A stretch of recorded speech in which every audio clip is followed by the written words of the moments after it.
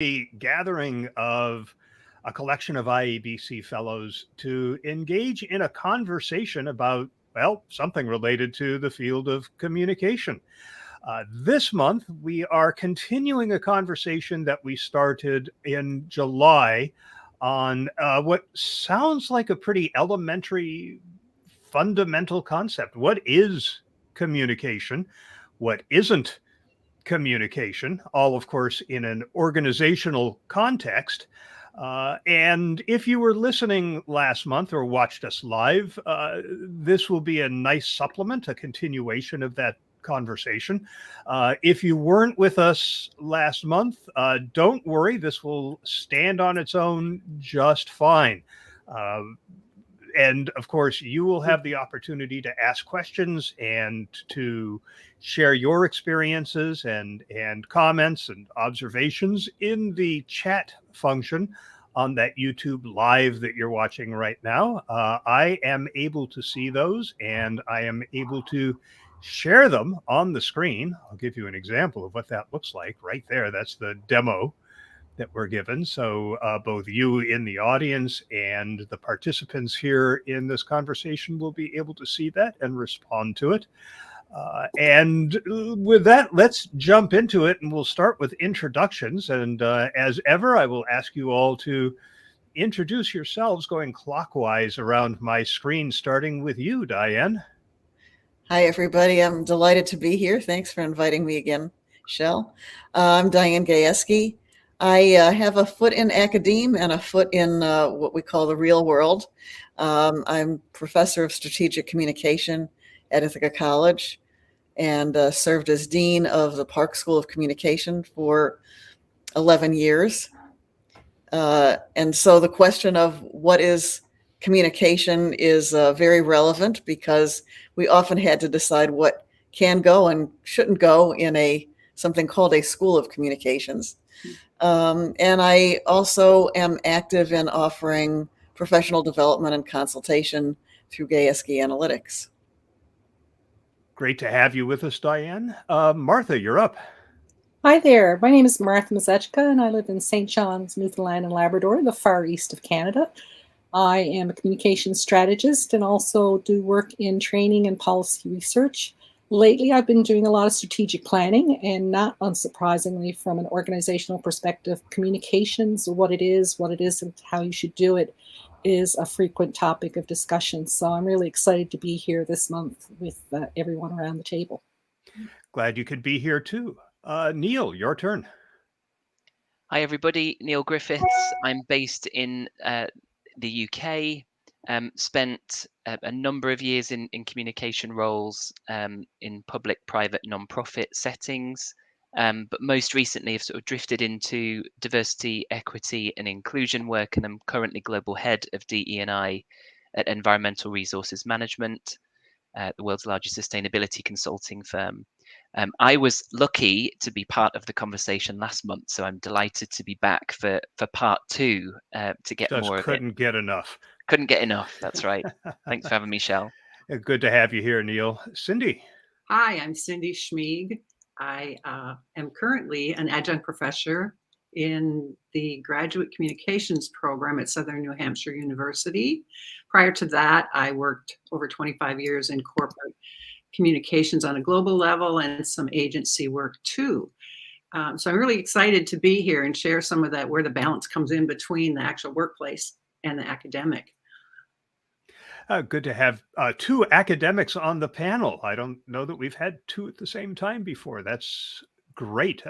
Get that academic perspective. It occurs to me I didn't introduce myself. I'm Shell Holtz. I am Senior Director of Communication at Webcor. We're a commercial builder headquartered in San Francisco. So let's jump into the conversation today. And those of you in the audience, please remember to ask your questions and share your thoughts. But let's start with this idea of communication models. Communication, particularly in the academic world, has been sort of shoehorned into a variety of different models. What are the primary models that communicators working in organizational communication should consider employing, and under what circumstances in order for it to really fall into that definition of communication? That's a really good question, Shell, and let me address it because I think it's really good for us as professional communicators to look back at the models on which we base our work every once in a while. So the basic models of communication way back when were a sender, a receiver, and then that concept of noise, that's anything that gets in the way of successful communication, and successful communication being creating shared meaning. Some of the later models brought in that concept of feedback. And today in communication world, I venture to say that there is feedback for everything because of social media and hashtags and all of the wonderful digital tools that we have. So I think that the basis of those define what we do. And if we look at the things that we do and the things that we don't do and compare them to that model, we can really define, is it communications or is it not? Yeah, I'll jump in from another academic. I'm always a bit of a skeptic of models because I know how they get created. Now, I fully understand that having models is a great teaching tool and a great way for us to share what we have in our minds about what we think communication might be. I actually had the privilege of getting to know David Berlow quite well, and some of you may remember from your Communication 101, the Berlow model of communication: source, message, channel, receiver. And he in his later years was horrified that students around the globe were required to memorize that model because it's something that he came up with kind of on the fly to illustrate something that he was talking about, and somehow it got, grabbed onto and promoted because it's a nice visual and put in communication textbooks forever. So I think models are a good teaching tool. I think we can get stuck on them as we try to implement that into practice. One of the things that I look at is the way that we talk about communications. And when I teach students, I talk about the fact that a lot of people have in their minds, again, it's sort of the construction of meaning, the transportation model of communications. And what do I mean by that? I try to look at the way people talk about communications, especially when they're asking professionals like us to do some kind of communication project. And we talk about packaging a message or delivering a message. And we talk about what vehicle we're going to use, right? And it's almost like, because we use those words, and sometimes our clients and sponsors use those words, it gets them into thinking that we are kind of like FedEx delivery people, and that good communications is like a good FedEx delivery, that we take this package or this message that somebody has, we wrap it up nicely, we put it in some kind of vehicle, we package it, and it gets sent or delivered with no changes. So if I have this beautiful fragile vase, I want to pack it up, get it sent to my friend, and I hope that it arrives looking like I sent it. And that can be a real problem in communications, because if that's what people expect, that's not effective, at least organizational communication.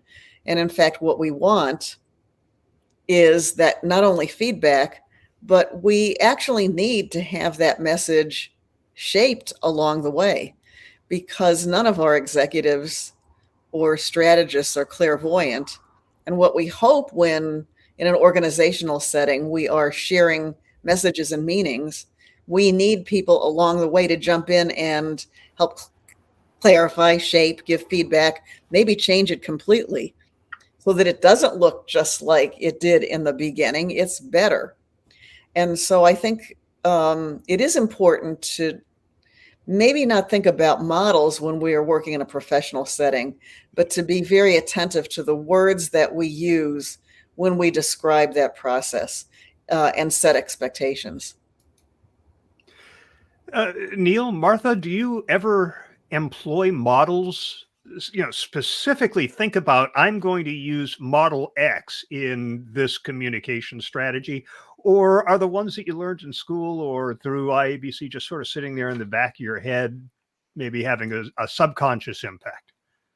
For me, it's more subconscious, but I do bring out models, particularly when I hear clients, supervisors, managers talking about sending messages. And so, as Diane said, you're the FedEx of the information. How it's received, how it will be used doesn't seem to be a concept that sometimes people don't take into account because they're so keen to share a particular piece of information, or they want someone to do something that they're so focused on the tactic and being a distributor that they're not thinking strategically or even consciously about all the different ways that we communicate and how we're influenced when we receive or participate in communication. So for me, it works as a bit of a checklist sometimes if I want to make sure I'm not overlooking anything. And I think that's especially important when we look at communications in the diversity, equity, and inclusion universe, because sometimes we want to say certain things and what is interpreted. So to use Diane's analogy again, you may have sent a vase, but somebody else thinks that might be a flower pot, and they're going to plant something in it as opposed to stick a bouquet of flowers. Or maybe someone will say, wow, this is going to be great as an umbrella stand. So you use models if you need to explain things, particularly when you see someone going in a direction that's not going to be helpful or productive or even aligned with the business goals of the organization. Neil, any thoughts to add? Similar sort of thing for me, and first and foremost, I've got to say this is exactly why I wanted to come back for part 2 of this conversation, because already these are just brilliant observations. Same sort of thing. I think models have a place that they have a role to play, but I would be not telling the truth at all if I were to say that I've got it pinned up on my wall there and I'm looking at it every time I embark on a communication process. I think it also depends on the person you're dealing with and how they're going to respond to that. Often it can be quite useful to point to a model that's been proven in order to make a point and make a suggestion resonate with your stakeholder. So I think it's just about using them in the right way, right time. As I was doing research for last month's installment of this conversation, I went to a few papers and research documents that were not related to business or organizational communication, just addressing what is communication. And one of them proposed that there are 2 models. The first is transactional, they said, where it's not really clear at any given time who the sender and the receiver is, because messages are just flying back and forth. The second one is what they called a constructivist model, where there is more deliberate give and take with the specific goal of shared meaning at the end of this dialogue. And as I read that, I thought, it's probably broadly overreaching to make this generalization, but isn't the transactional communication what is happening in our organization every minute between employees, between departments and the like? And isn't constructivist communication what we as professional communicators are trying to bring to the table? I wonder if that's a fair statement. I think that is a fair statement, because I think if you think about the purpose of communication to create shared meaning, that is what we do. And we use the process of communication to create that shared meaning, meaning that you can't just do a one-off thing here and there, that's going to work all the time. So, you have to develop the whole process of, what's the research, what's the business strategy, what's the message and the creative, so that we can deliver it and then measure it back so that we can improve it. I'll end it with that because I'll Okay. convolute too much if I add the next point. Yeah, I mean, I would agree. I think the role of the professional communicator is often to step in and try to figure out how various messages might be interpreted differently and how meaning can be constructed in different ways before it actually happens and it crashes and burns, right? And so that's what we as designers add in terms of our own knowledge and our ability to test out various strategies and messages, and from our experience and research to know where things might go wrong or where things might need to be modified for different kinds of audiences or situations or collaborators. And so I think, our job is to figure out what's the desired end game. A lot of people say, well, it's not really communication unless there's shared meaning and it's two ways. Well, not really. Sometimes I just need to know that, the usual parking lot that I use is going to be paved today and I better use a different one. And, there's not really too many ways to construct that message, and they don't need my feedback and they don't need to hear from me. I'm fine. I'll use a different parking lot today. And that's, those are important things to share.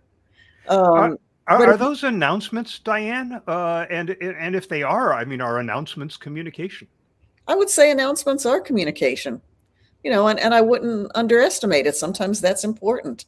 And I think it's, sometimes I think people try too hard and make too much of a big project out of something that's actually quite simple. We just need to know the information.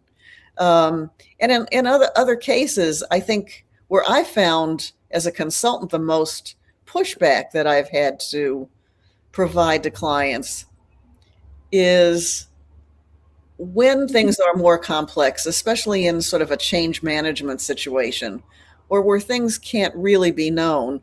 Executives can get very excited about what they think they want to share and what they think the strategy is going to be. And in fact, they need to have some, sort of consultation to slow down and think about the fact that they really need more collaboration.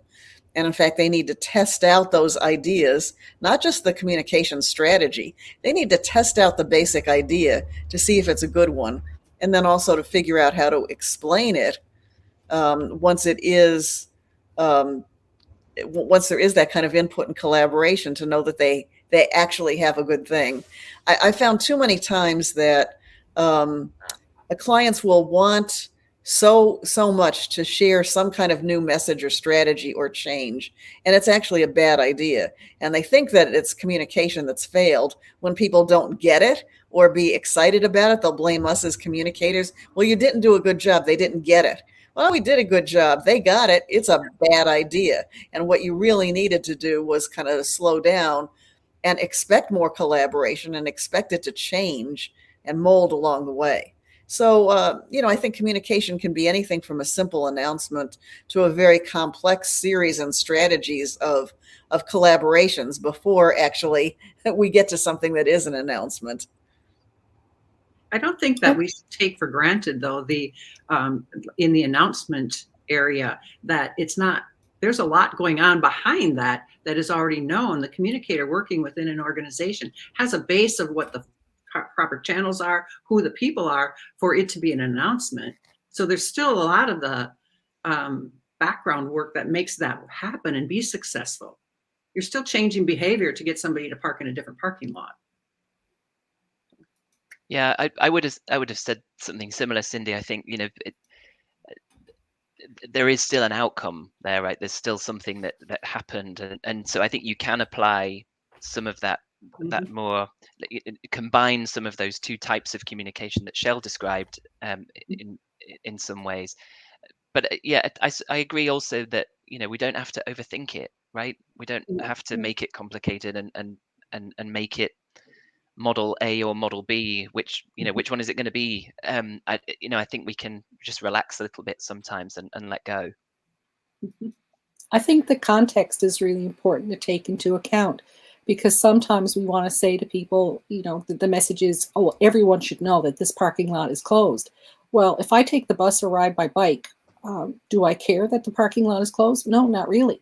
But if I am someone who drives and needs to park in that spot, yeah, that would be pretty critical information to receive. So the context matters in terms of how you're going to present the information. So it's not just an announcement.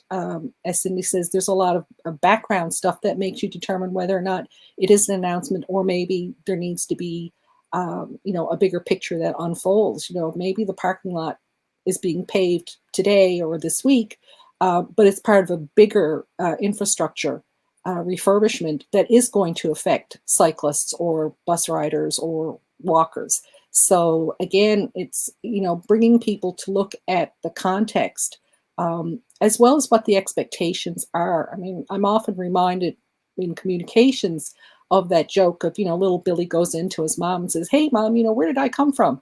And so the mom, sits down, has this big serious conversation with Billy about, reproduction and so on. And at the end of the conversation, he said, because, Peter's from Cleveland. And so, here's a question, here's some information that's supplied, but the question wasn't understood. So sometimes when we look at communication models, for me, I think it's important to identify the opportunities for misunderstanding and how that might lead you down a rabbit hole that you didn't want to go in the first place.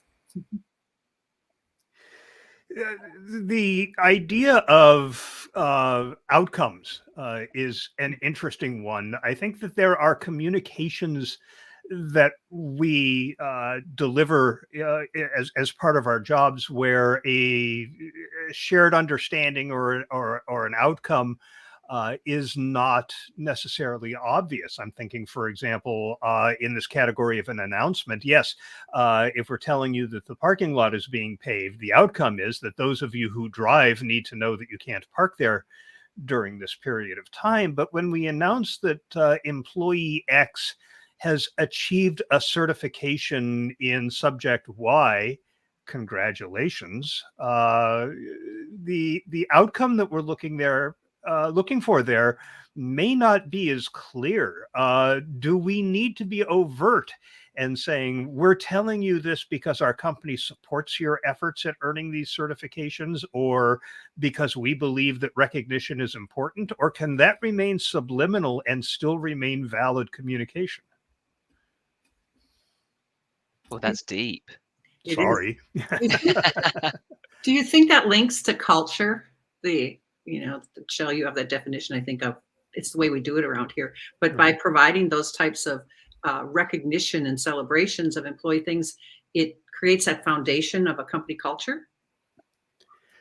I mean, that's my view, is that we know what the outcome is that we're looking for, and we can measure whether or not these kinds of communication contribute to that outcome without, beating employees over the head saying, we're reinforcing the culture, damn it. Yeah. I think that often organizations don't do a good job in telling employees, what are important strategies or goals. And so sometimes I think you do need to make that explicit. So if a goal is that we support certification and we support employee development and promotion from within, but that's not really been a message that's been communicated, then I think you do need to link it. If people already understand that, and have been told that in a variety of ways, well, no, this is just another example. But maybe, sort of why is that important? Well, maybe Shell achieved certification in something related to sustainability or diversity and inclusion. And it's not just that, well, we support development, but this is part of our sustainability efforts or our DEI efforts.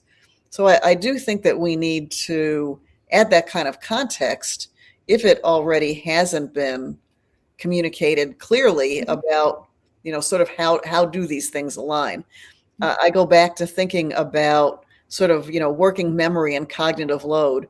And often, we're preparing all this information and messages and announcements and whatever it is that go out. And it's not effective because there's information overload, not because any one of those things is not great, but it's just too much for people to keep into context. So if I, as an employee, know that at Ithaca College, the big things that are important this year are these 4 things, then I can kind of fit these things into that slot. But if not, then I'm just getting, thousands of different messages that I can't keep in my working memory, and it doesn't mean anything to me, so they're not going to be effective. Yeah, I think that idea of dot connecting is really important, isn't it? And that's part of the job of what we've got to do. The same is definitely true in the DE&I work that I'm leading. It's not always obvious to people why certain things are happening, or in fact that they have an origin in a DE&I matter or issue. So one thing that we're always trying to do is help to connect those dots. I think that happens a lot. I think you're right, Diane.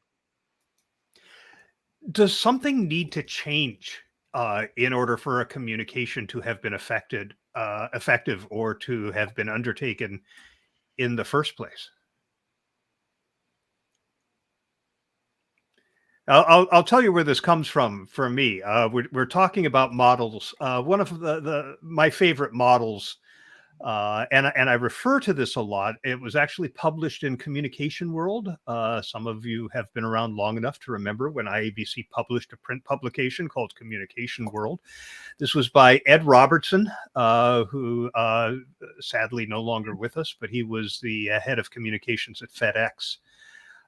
Where his contributions were so highly valued that he reported directly to the CEO. The CEO felt that this was something where there shouldn't be any layers between internal communications and him. And Ed published this with the unfortunate title of The Pyramid of Communication Quality. But I really liked it. It was based on Maslow's hierarchy of needs. And of course, at the top of Maslow is self-actualization. At the top of this one was change, right? Somebody came to the communications department and said, communicate this. And if we're doing our job, we say, great, what do you want to happen as a result of this communication? Do you want people to believe something or to continue believing something? Do you want them to think something or to continue thinking that? Do you want them to do something or continue doing something? And what he said was, to get there, first of all, you had to meet a logistics layer. So if you've ever gotten benefits enrollment material in the mail a week after the enrollment deadline, that was a logistics failure. If you've ever gotten something in the wrong language or with a design so hideous that you couldn't read it, those are logistics failures. Next was the attention layer, that it had to capture your attention so that you didn't just throw it away. And then there was a relevance layer. And there were 2 dimensions to that. One, does it have anything to do with me? And 2, if it does, will paying attention somehow benefit me? And only once you get past those 3 layers will anybody say, okay, what do you want from me? And I'll consider it. So getting back to the original question, do you have to have something in that top layer of change or reinforcement of a continued behavior or attitude in order for it to qualify as communication? I think there has to be a point A and a point B. Mm-hmm. So I don't know that has to qualify as change necessarily, but I feel like it is just noise if there isn't a starting point and then a destination point. That would be my take. To even build on that, Neil, to look at the information. So now that I have it, so what? I either use it or I discard it. But there's been an action there. So, a choice. I can use this, and this is how I'm going to use it because it's implied by the nature of the communication. Or this actually doesn't have any relevance to me. So, is that a change? there's a process there that's happened. You've made an assessment, and you've decided that that piece of information is not actually going to make a difference. Someone might say that, well, then if you don't use it, you continue in an unchanged state. And then other people may say, well, maybe in the future, when other circumstances change, Diane's example, the working memory, then you bring that forward and then you can prompt a change. So is awareness change? I'm not sure. If you didn't know something before and now you know, you may not use it and then change things, but you are certainly affected by it or influenced by it.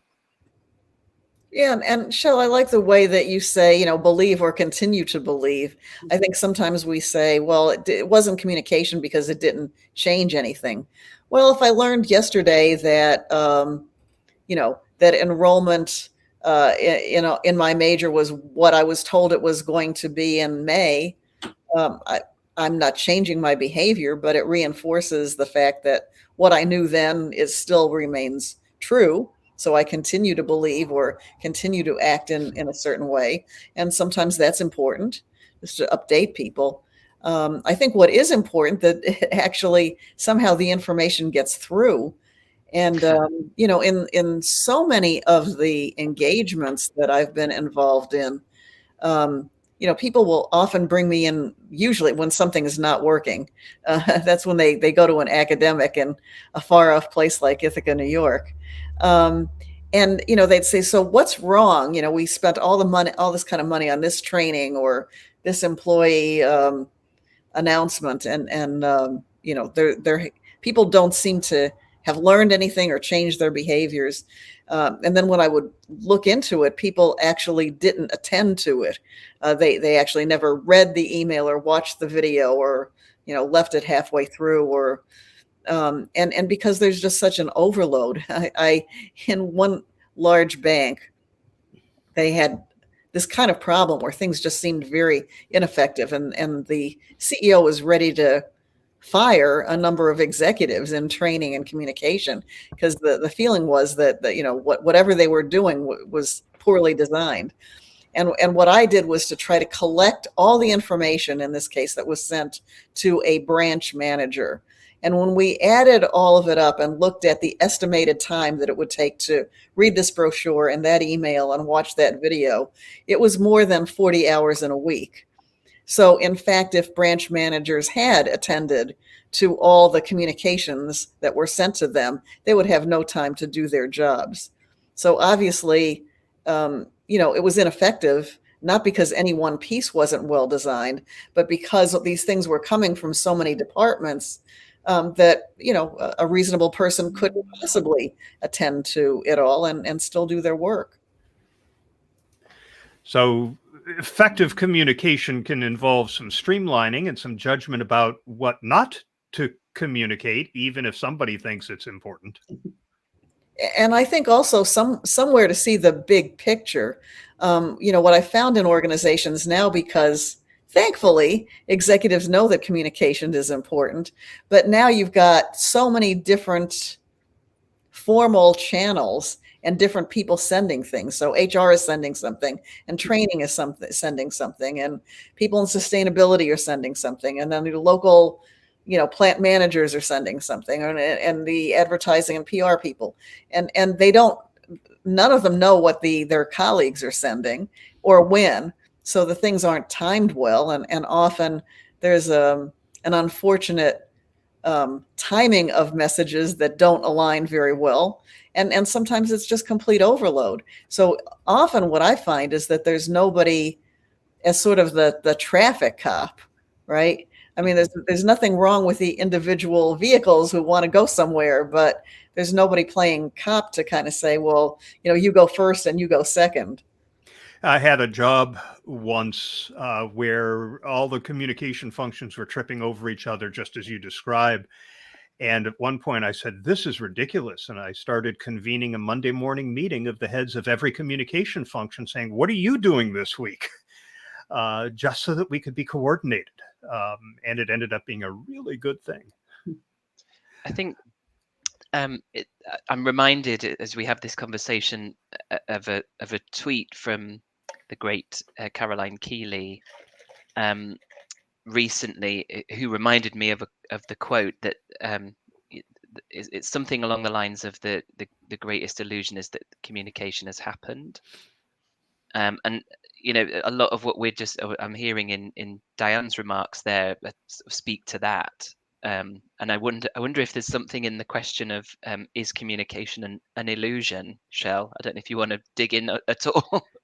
I like the question, and it sort of leads to one that I had on my list anyway, and that is it communication if there's no feedback?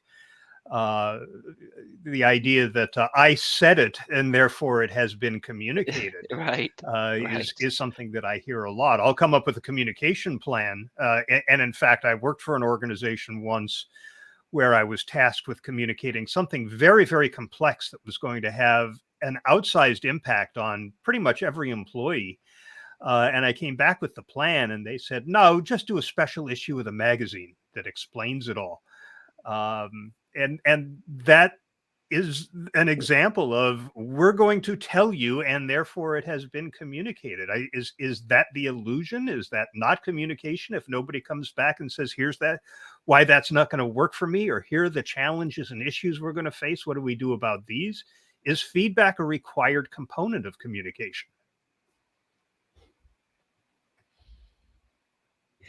I think your question more is in development of business strategy, not communication, right? I think if there is this kind of complex change, that there should have been some sort of design of that change to get lots of feedback along the way, to refine something and then maybe at the end of it, it is an announcement, right? Because there has been a lot of give and take and feedback. But I think your question in this case is not really, is it communication or is it not communication? But it's in how do executives develop strategy or make decisions? And often that is in some kind of silo, and they just think, I like it and people around me like it. We all understand it. So just send it out to people, because transportation model, we want them to get it. And my idea of it being good is it looks just like I thought it should look in the beginning of this process, rather than to kind of have, I think, the humility to say that, we need to send this out and see whether it does work for people. Oh, my favorite outcome from that story is the number of people who didn't know that this change was coming because they didn't read the employee magazine. Right. The assumption that, and by the way, one of the executives was furious when he found this out. He said, they get paid to read that magazine. No, I don't think that's in anybody's job requirements. I don't think anybody's evaluated on that. And certainly nobody has their compensation affected by whether or not they read the company magazine. So. Any other thoughts on that before we? I think it speaks to the value of how you are going to evaluate and measure what you have achieved. If you're not clear about the outcomes or the expectations that you have, and I'm not saying, send out an employee magazine and say, you must read this, and, you're allowed from 10 a.m. on Monday morning until noon to read the magazine in its entirety. That's not particularly effective. As anyone who's parented small children knows, you just can't tell them to do something, even if there is an incentive because it's paid time. But I think if you're clear about what the outcomes are and how you're going to check, then that inherently brings in a feedback process in terms of testing your assumptions of, because all you've done is, if you've ensured that everyone has gotten a copy of the magazine, is that you're a really good deliverer of magazines to your employees. You haven't actually confirmed that you've communicated effectively. But if there are things that you're looking for that will show that people have read or acted on the information that you've provided, you've consulted, you've engaged, then you can measure what the outcome is and be assured that you're on the right path. And measurement is something that people just like, oh no, but it's so critical. Can I just add to that? I think that there is feedback. It just depends on how much you want to invest into finding that feedback. ideally you've identified the outcomes that you want so that you can measure that. But oftentimes you have to go deeper, figure out what employees are saying to each other or something, so that you can really dig deep into it. But do you have the resources to do all that? That all becomes an issue. But I would say that there is feedback to everything that gets sent out there. It's just how willing are you to go dig for it? That's a great point. Mhm. Jim Schaefer, our colleague and fellow, watched last month's installment, part one of this discussion about what is communication. And he made the point that communication drives improved results in the business and adds value, that it has to deliver improvements in things like cycle times, cost, waste reduction, safety, productivity, turnover reduction, sales, and the like, and that it adds value that exceeds the cost of communication, that there's genuine ROI in the effort. Would you agree with that? Or is ROI and a direct impact on business results a requirement for communication? I'd say yes, just like any other function within a business. Communication is a driver of business success. And if you can't prove your ROI to your executive team, they're going to be wondering why you're there. Yeah, why we spend money on this. I think it depends. I would support Jim's definition when we talk about strategic communication. That's a project developed by professionals, right? Some kind of communication campaign or project. Obviously, there has to be some end result and some sort of ROI, whether it's long-term or short-term. But, in organizations, all kinds of communication happens that you're not going to be able to measure by ROI. But it's building a particular kind of culture that, maybe in the end, I think of it as building intangible assets rather than ROI. And ROI, I think we have a problem with safety, we do some kind of communication campaign and accidents are reduced or more widgets are produced or something. But, there's a lot of communication that happens that is not going to be able to be measured in that way. But when we look at things like, turnover or engagement or commitment in an organization, that happens by lots of little interactions that are often not engineered by professionals like us, but happen between employees or with managers or in other kinds of informal settings that builds a particular kind of culture that we hope will be consistent with a brand image, that will be a culture that is distinctive and attracts other people who want to commit to that, who understand the purpose, who are happy to come to work because they have friends there or they feel supported.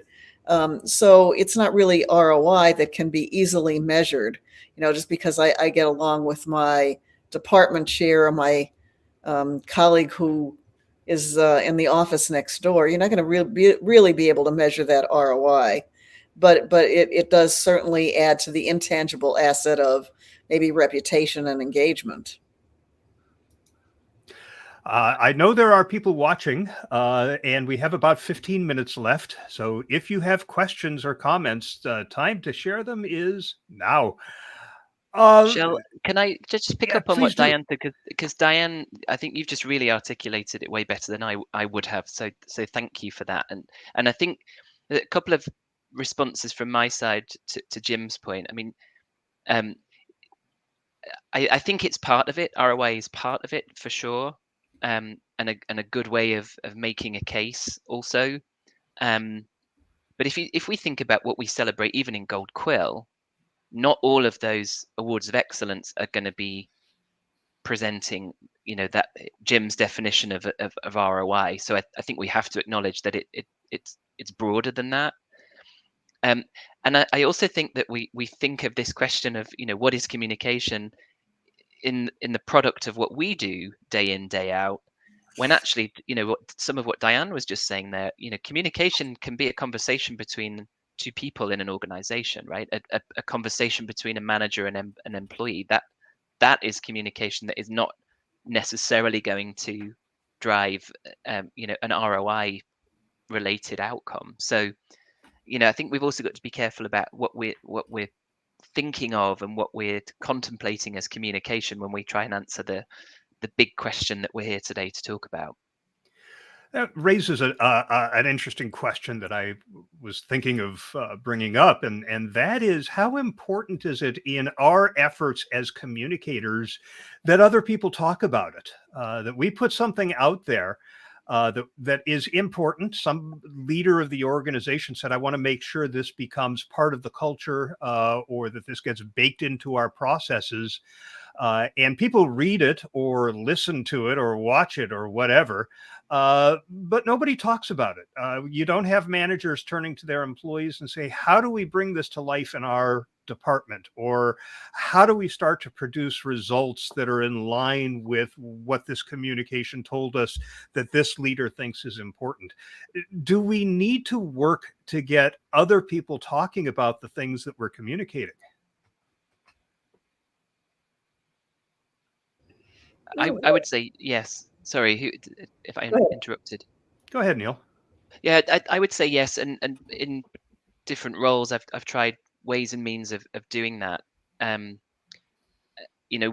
simple way is just preparing a monthly messaging pack that goes out to leaders of the business, then describes what they can expect to see on the airwaves, internal and external, and how they can reinforce that and support that, and providing actually in some cases some messaging in order to do that. So I think yes, it is important to do that, and it depends on the topic. I wouldn't ask everybody to message everything that's going out, or that's on the calendar. But yeah, I do support the principle that we have to be creating conversations around the topics and moments that matter. Yeah, and I would add to that, they don't necessarily have to be talking about it, but there are other ways to act on it. I think in organizations now, so much of what is important is around culture, and I think especially, Neil, the work that you do in DEI, we don't necessarily have to talk about that as an initiative, but part of communication is modeling behavior. And it may change the way that we interact with other people. And we may not even be conscious about it. But I think that so much that goes on, especially when we package some kind of executive communication. So part of it is, what is the message? But part of it is, what's their style? And how do I see them interacting with people? And how does that influence the way that then I interact with my colleagues or my customers? So I don't necessarily have to be talking about that principle or that strategy, but it may change the way that I interact. And it may change the way that I approach my work. So I might not be talking about it, but I might feel more energized when I come out of a meeting, or less energized. Or I might feel that I understand more of a direction. So instead of doing task A, I'm going to move my efforts into doing task B. I think that works particularly when you have communications that are tied to your values as an organization, so that people actually see you walking the walk and talking the talk. Lots of organizations are very engaged now with diversity, equity, and inclusion. But sometimes when people are talking, you find evidence that they're not actually practicing those same things. So, you have to look at your communications with your values, as well as your business goals, because people see things. And it's amazing how in some ways that then influences and affects how they engage with other people. I worked with a client a number of years ago, and a very safety focused organization. It was their number one top priority. And for a very technical, in some cases, a fairly unemotional environment because it was technical, it was amazing how welcoming people were, because the whole concept around safety was ensuring that everyone had their back, in order to keep people safe and that they could go home to their families at the end of the day. And that transferred in terms of how they treated each other with dignity and respect, so that it didn't matter if you'd been there a day or a week or 6 years. The climate that had been created encouraged communication because the culture supported, and the values around safety and ensuring safety across the board, psychological, physical, environmental, was a top priority. So I think sometimes when we look at communications, we really need to think about the values that we're showing. And I can think of a recent case in Canada of a broadcaster who was fired in June, and the messages that's sending in terms of what's valued by the organization, that women of a certain age can't hold those positions of authority. So I think people are questioning now the values, and that's communication, because they've shown by their actions that they're not living up to their values. That's an excellent point and leads right into the next question I had. But first, I do want to share just observation from Ron Shuchuk, fellow Canadian. Martha says he doesn't have a question, but just wanted to thank us all for the conversation. Ron, good to see you here, and thanks for the comment.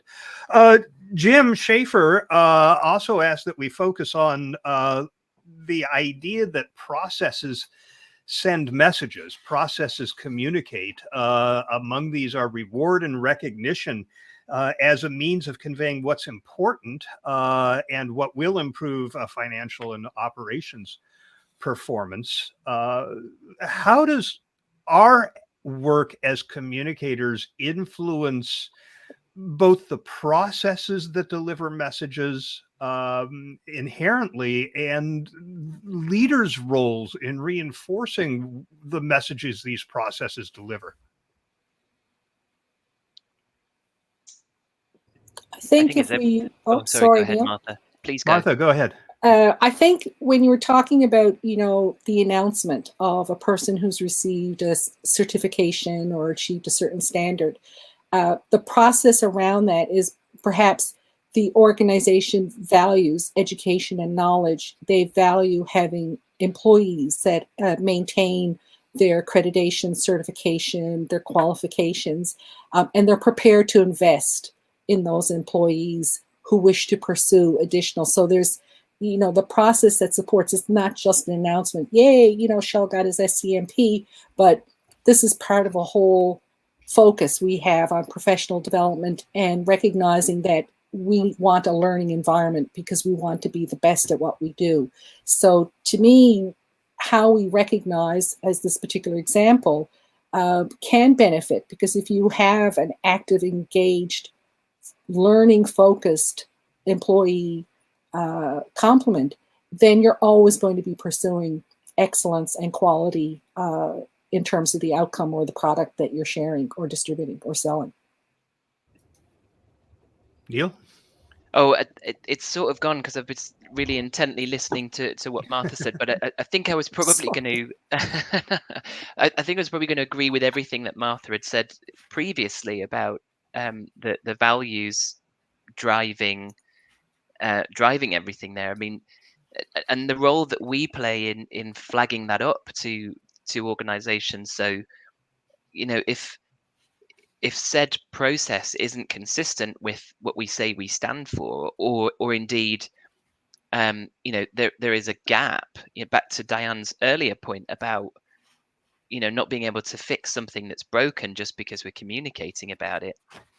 I think it's up to us to point that out. If we say that we stand for transparency, that's one of our values, and then we have no transparency around how salary is adjusted and bonuses are allocated and recognition awards are given out, then clearly there's an inconsistency there, and that's up to us, I think, to really signal. Yeah, I mean, I think employees watch behaviors and decisions. They know that communications can be crafted, and they view that with a little bit of skepticism. But what they're really going to look at is sort of, how do people behave, and what are the consequences of those behaviors, and what are the decisions, and what is valued, right? And who is valued in an organization. And that's all very clearly communicated. Now, sometimes people do get the wrong impression. So they do construct meaning out of things that they see that are not formally strategically designed as communication, right? So I may observe the behaviors of our vice presidents and correctly or incorrectly infer something from that. But I am going to develop something in my mind that says something about what I think they value, or what's happening, right? Or what's valued in the culture, or what's going to be happening in the organization. I think our role as professional communicators is often to be that person. One of the articles and books that I wrote a long time ago was that professionals are kind of the court jester, right? They are the person who can tell the truth to power. And they're also the people who can take sometimes a difficult message out to the people and put it in a way that they might be able to accept. But they're that person who can kind of be the go-between. And sometimes it's our role to say, I know that you really want to emphasize this value or this strategy, but do you realize that people are interpreting X and Y and Z in this way that is getting in the way of them being able to accept or understand or really believe what you're saying here? And sometimes it's that truth to power, saying, you're not walking the talk, or you didn't realize this, but people are incorrectly putting some things together and developing some kind of meaning that's unintended. Excellent point. We have about 3 minutes left, and what I'd like to do is just go around and if you could, in 30 seconds each, share your best definition of what communication in the organizational context is. Should somebody who doesn't have a clue came up to you and said, before we get off this elevator, can you tell me what organizational communication is? Neil, I'd like to start with you. Oh no, I knew you would. I knew you would. I mean, well, you've been here twice now, so it's true. I should be much better prepared than I am for that kind of a question, Shell. But I think it is about creating sort of a mutually beneficial outcome that serves both the organization and those within it. Ultimately, for me, that's what this really is about. Great. Cindy, how about you? Well, I think that organizational communication works in alignment with the mission, vision, values, and it serves as a foundation for the culture and a driver of success through the process of communicating all the things that need to be done and aligned with changing behavior, creating understanding, or changing perceptions. Diane? Well, I would say organizational communication is really the lifeblood of an organization. It's the way that we exchange information and meaning that allows us to coordinate activity and coordinate direction and sustain motivation so that we can achieve some kind of shared goal. Great. And Martha? I think communications is about sharing. It's not about broadcasting. And if I have information that you can use, I'm happy to share. And if you have information or feedback, I, as the communicator, organizational communicator, should be willing to listen.